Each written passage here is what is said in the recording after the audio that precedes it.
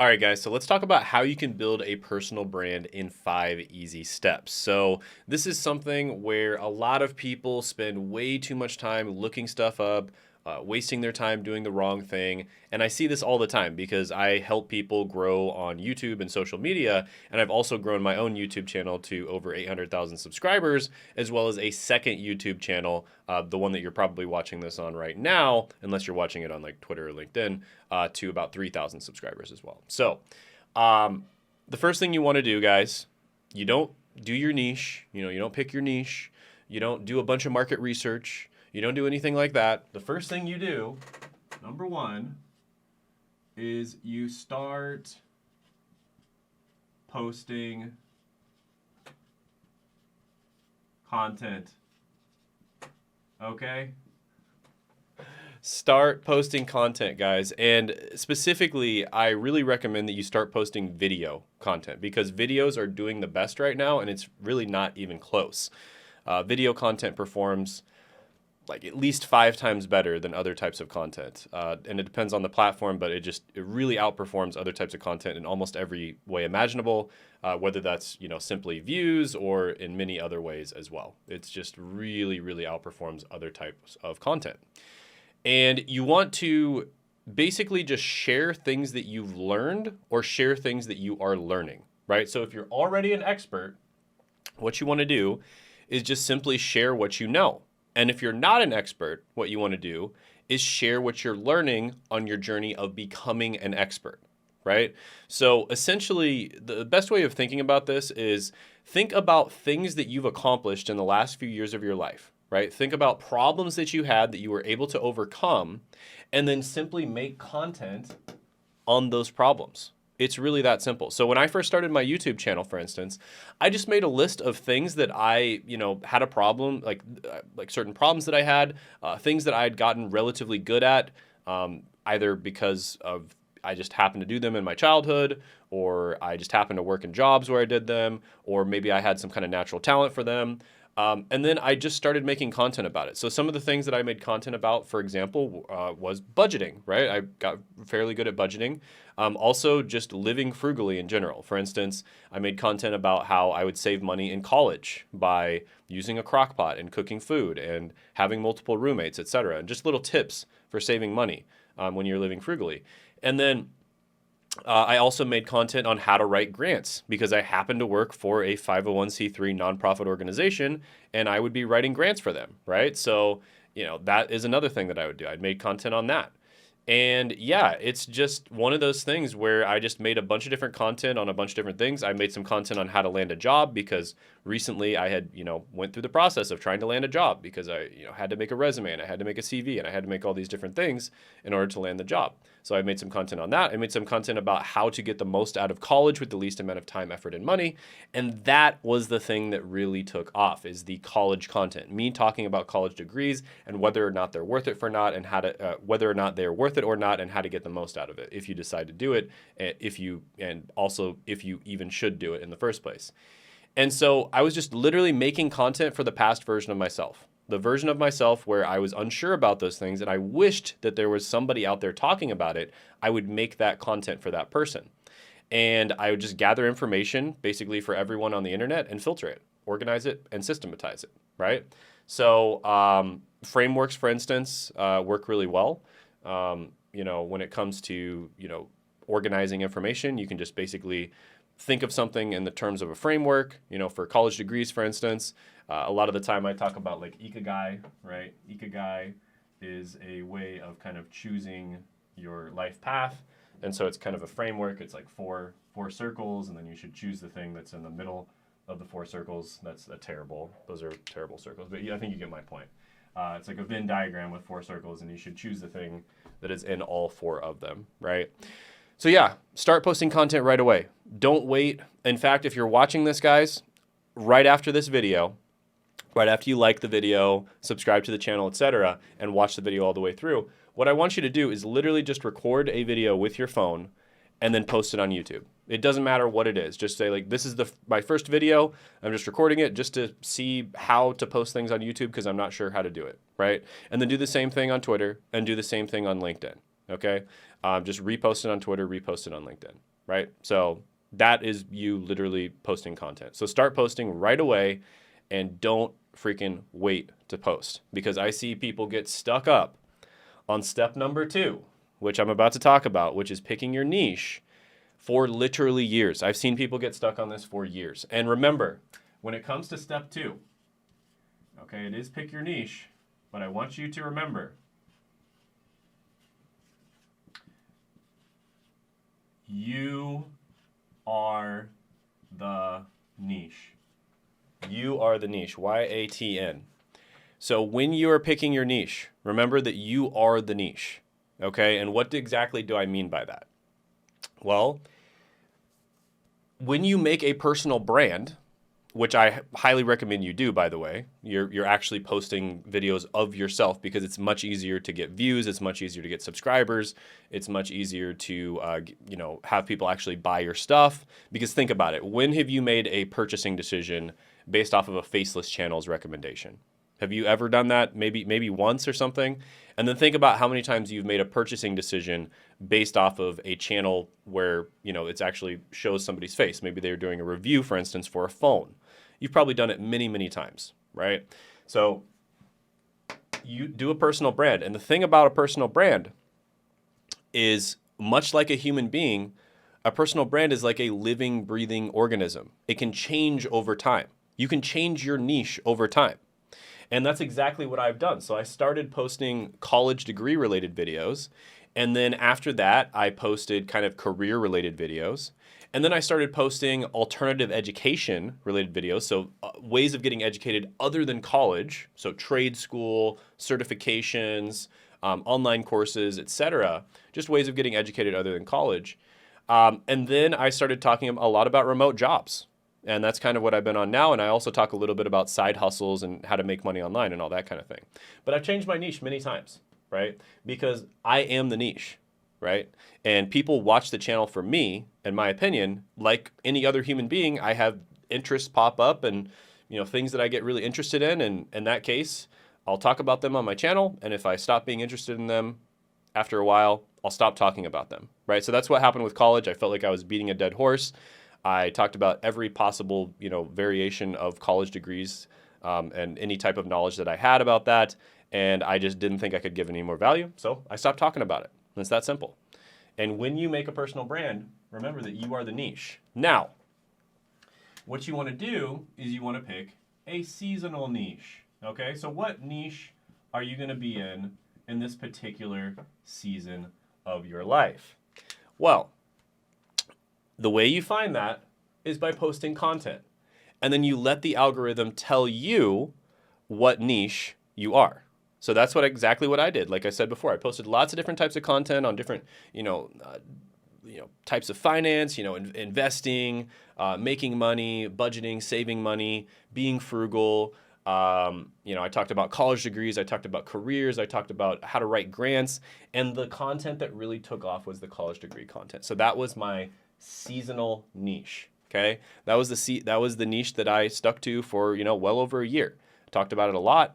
Got hundreds of thousands of subscribers doing that, and that's how you find your niche. Talk about a bunch of things that you already are good at, or problems that you already solved, or problems that you're in the process of solving, and you just share your what you're learning about that while you're becoming an expert on the subject. And chances are there are millions of other people out there that are having the same exact problem. Problems are almost never unique, guys. If you have a problem, chances are there's hundreds of thousands, if not millions, maybe even billions of people out there that have the same exact problem. Okay, so that's what you want to do. Let the niche choose you, and have it, choose your seasonal niche. And then later on, you can change your niche because you have a personal brand and you're a living, breathing organism. And remember, you wouldn't be able to do this if you named your channel, for instance, The Grant Writing Guy, right? If I named my channel The Grant Writing Guy, that would have been a big problem. I would not have been able to change my niche in that case. So don't do that. Make it a personal brand. So, number 3, make educational content. Make educational content. Why? Why educational content? Why not entertainment content? Well, because entertainment content is much more difficult to make. It's much more difficult to get an audience. It's much more difficult to monetize. And most people who make entertainment content like just don't make any money, or they definitely don't make a lot of money, that's for sure. And that maybe they are barely just getting by making a living. And I've talked about this many times on the channel. I've given many different examples of this. So you can watch the channel if you don't believe me on that. But, you know, Boogie2988, 4 million subscribers. He went viral recently because he told people that he barely makes any money from his 4 million subscriber channel. Does that mean YouTube sucks? No. What it means is YouTube entertainment content sucks for most people. You can make a ton of money with entertainment content. I mean, don't get me wrong. PewDiePie made a ton of money. Mr. Beast makes a ton of money. But that's almost like becoming a rapper or an actor or a pop star or, you know, something like that. Chances are you're not going to make it. The odds are not in your favor. Whereas if you make educational content, even if you just get a few hundred or a few thousand views per video, you can make a full-time income. In some cases, you can make a ridiculous amount of money. I've given tons of examples of smaller channels that only get a few thousand views per video, sometimes even hundreds of views per video, and they are making hundreds of thousands of dollars a month. Not a year, a month. And it's because they're making educational content. When you make educational content, what you're doing is you're solving problems for people. And they get to know, like, and trust you because you're giving them value. You're not just entertaining them for a moment. You're kind of like a dancing clown or a court jester. You're someone who they see as an authority. This is a very key thing. You want to be seen as an authority on whatever subject you're talking about. And when you make educational content, you become an authority. And that's how you can make a ton of money on the back end by selling things, by creating different products, etc. Plus, not to mention, AdSense is much, much better for educational content than it is for entertainment content. So let's go ahead, get to number 4. And that is steal.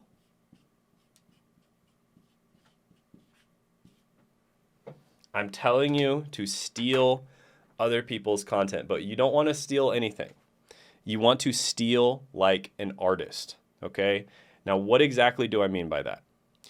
If you look at the most popular people in whatever your seasonal niche is, and then you try to copy those people, maybe you steal from like 3 different people and they're the most popular people, you are going to be seen as a cheap ripoff. You know, don't do that. How many different Casey Neistat clones out there are there? How many different, Mr. Beast clones are there? Like Graham Stephan, Ali Abdaal, Peter McKinnon, right? There's so many channels out there where you watch them and you're just like, this person is just copying, Peter McKinnon or Graham Stephan or Ali Abdaal. It's like, it's so cringe. Don't do that. Do not do that. Instead of stealing one thing from like one channel or one thing from like 2 or 3 channels, steal 100 things from 100 different channels. This person, you like their background. That's great. This person, you like their mic. Take it. This person, you like their camera. Take it. This person, you like their color grading. Steal it. This person, you like the way they format their videos, like the kind of how they go about going through information, scripting information. Steal it. This person, you like the way they edit, like maybe a specific part of their editing style. Steal it. This person, you like how they use 2 different cameras. Steal it, right? Steal 1 or 2 little tiny things from like 100 different channels and you're gonna make something completely new. So steal from a bunch of different channels until you get traction. Now, when it comes to video ideas, this is the biggest mistake, is people will do video ideas from existing channels that are massive, and they'll try to steal those channels' video ideas, and they think that's gonna work. And in most cases, it doesn't work at all, because they already have a massive following, and so when they make a video, people are gonna watch it no matter what. And so do not steal video ideas from big established channels. Instead, steal video ideas from smaller channels that had videos that popped off, and usually the ones that you want to steal are the ones that are either mediocre or not very good, and yet the video still popped off, because what that means is the idea of the video is the reason that people are watching it. And that's the icon method, which I've gone over many times before on the channel. Subscribe to the channel if you want to hear more about that. And also, there's free training down below. So definitely check out the free training, and you can get on a call with me as well. You can get on a call and talk about, potentially doing coaching on growing on YouTube. So steal like an artist until you get traction. And then number 5, monetize.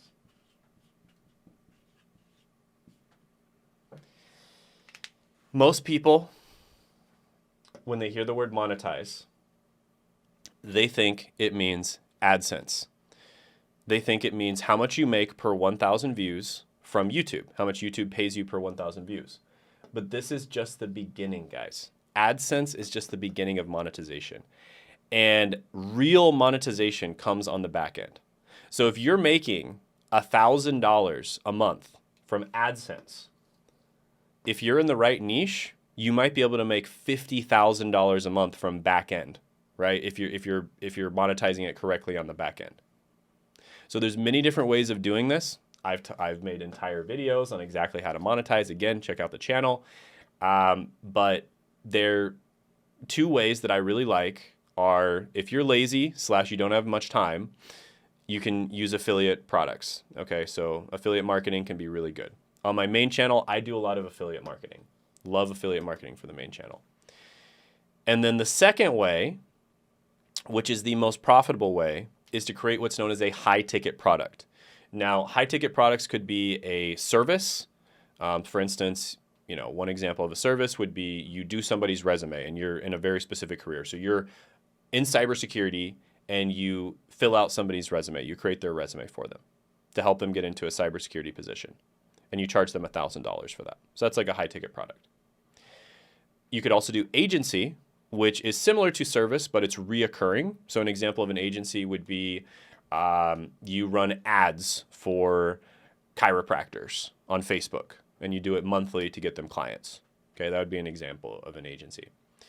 And then you could also do high-ticket coaching or consulting. Coaching and consulting are essentially the same thing. Consulting usually refers more to the business world, whereas coaching usually refers more to kind of the B2C or client world, just like a normal person, not somebody who owns a business. And in all 3 cases, you want to do high-ticket. Okay, you want to charge high-ticket. You want to actually get clients, because that is the most profitable way, and it's the way that you actually get people results. Because yes, you could sell a course for $500 or even $1,000, and you might make some money with that, but it's not going to be as much money, and you're probably not going to get the person results. So at the end of the day, you're not really giving that much value. Okay, whereas coaching, consulting, service, agency, you can get people results, and therefore you are giving a lot of value, and it's the best way to make money. So that's the best way to monetize. Affiliate marketing is also really good as well. And then another way to monetize would be doing like a reoccurring group. So monthly recurring revenue, getting somebody in a group, and then they pay maybe like $50 a month or $100 a month. In some niches, that can work really well too. But yeah, this is how it's done, guys. This is how you build a personal brand in 5 steps, a profitable personal brand. And YouTube thinks that you need to watch this video, so definitely check it out.